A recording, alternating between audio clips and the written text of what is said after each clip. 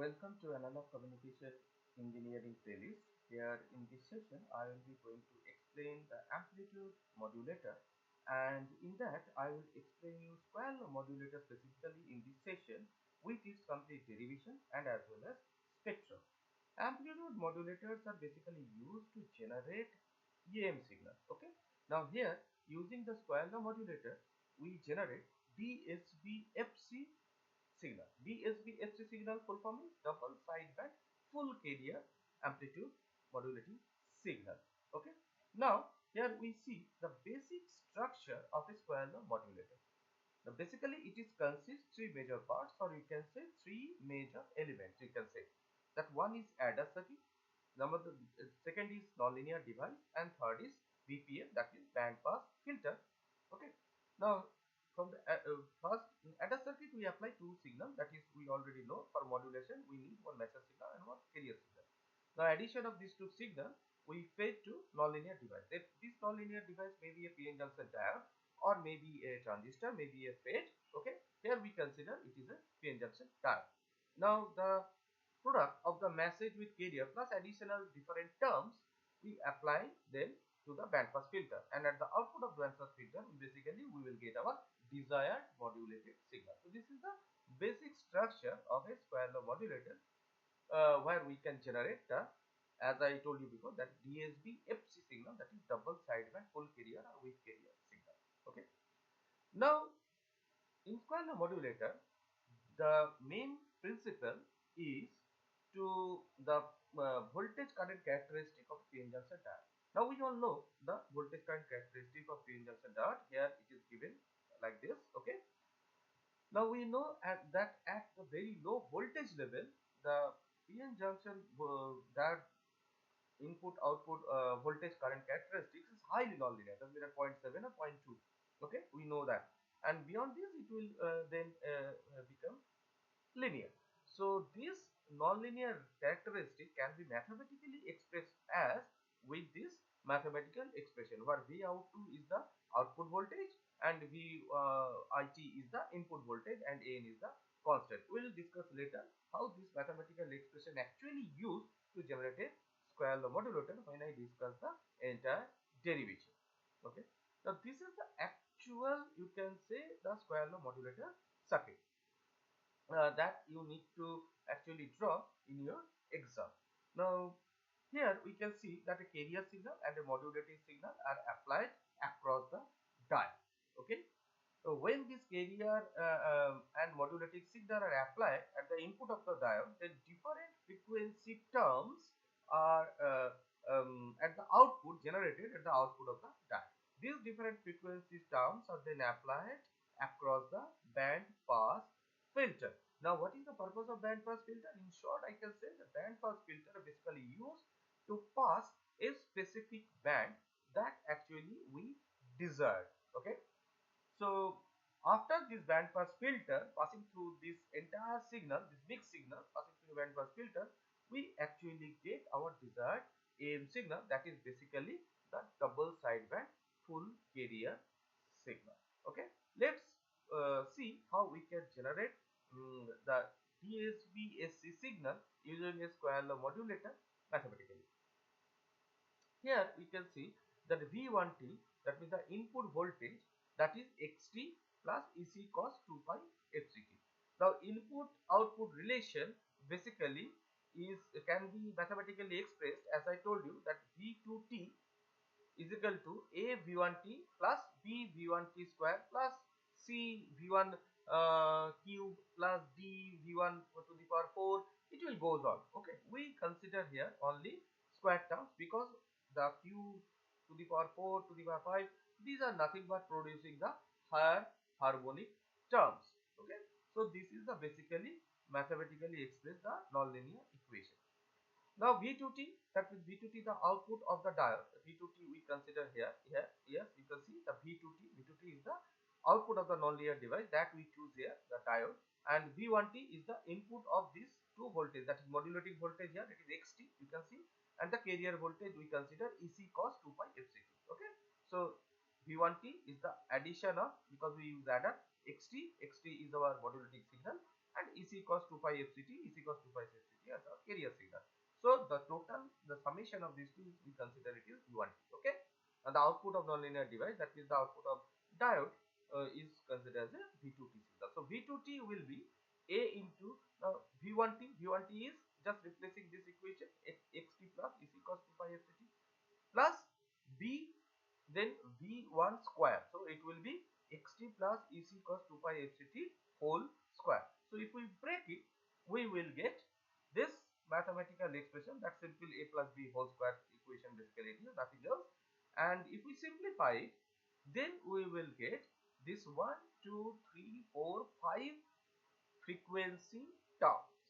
Okay, now we can see here that this V2T, that means the output of nonlinear device signal, is not an AM signal, because we already know that what is the mathematical expression of our AM signal in my previous sessions. So here this signal consists 5 different frequency stars. Okay, so obviously most of the terms are undesired. Okay, so therefore this entire signal, this V2T that we actually get after it passing through the nonlinear device, now we passing this signal through the band pass filter and we try to mitigate the undesired signal. Okay, so let's see.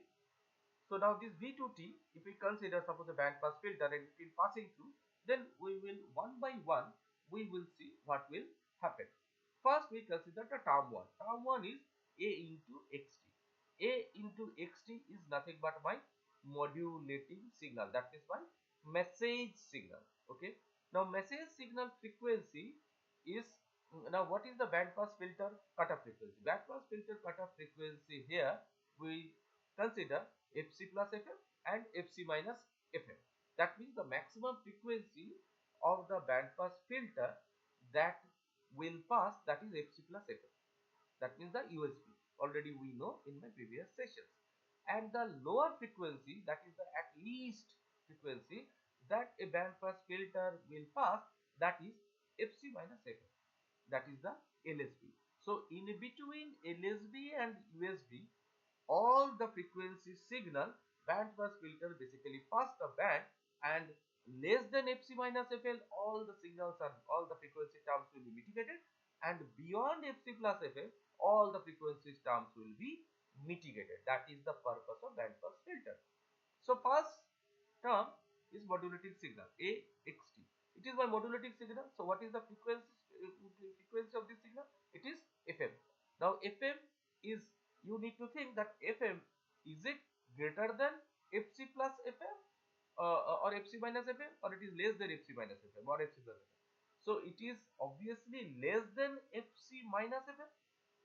Fc is my carrier frequency, which is our frequency. So it is obviously less than Fc minus Fm. So it will be rejected. Okay, so term 1 is blocked, or you can say it is rejected. Now come to the term 2. Term 2 is A into EC cos 2 pi FCT, which is basically a carrier signal. Now carrier signal frequency is Fc, so it is greater than Fc minus Fm. So and it is less than Fc plus Fm. So this Fc is basically lies in between our specific band of the band pass filter. So it will pass. So that is number 2 carrier signal is will be pass. Okay. Now the 3 term, that is B into X square. This is square of the modulated signal. Obviously it will again the Fm. So Fm will be blocked. Now the next B xt into cos 2 pi fct. So it is AM wave, right, with its sideband. That means it is, if we break it, that means if we break it, it is cos 2 pi fmt and it is cos 2 pi fct. So cos A cos B, if we break it, we will get as we know that it is cos fc plus fm and cos fc minus fm. That means LSB and USB. So obviously these two frequency also lies in between the band pass filter specific band. So number 4 term, frequency term, is also passed. So already we have seen 2 terms is passed, that is number 2 and number 4, and number 1 and number 3 is already blocked. Now last term is number 5. it is obviously cos square 2 pi fct. Cos square 2 pi fct if we break, so it will become cos more than fc plus fm. So obviously it will also block because it is square the carrier signal.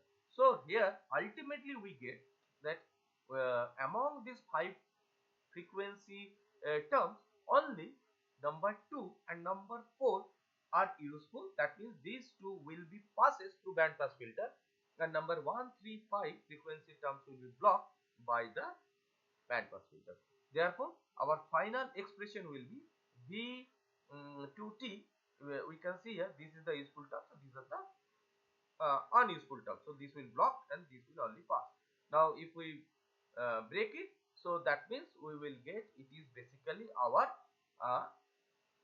AM signal, which consists the number 2 is our FC frequency term, and number 4 which is now our LSB and USB. So if we combine it, so ultimately we will get this kind of equation: A into EC 1 plus 2B by A xt cos 2 pi fct, which is nothing but it exactly match with our AM signal. So therefore here modulation index basically 2B by A. So in this manner, using a square law modulator, we can generate a DSB-FC. Again I am saying that is double sideband full carrier signal, because here in this AM signal we have 3 frequency component. One is FC, another is FC plus FM, another is FC minus FM. Okay, so this is the spectrum.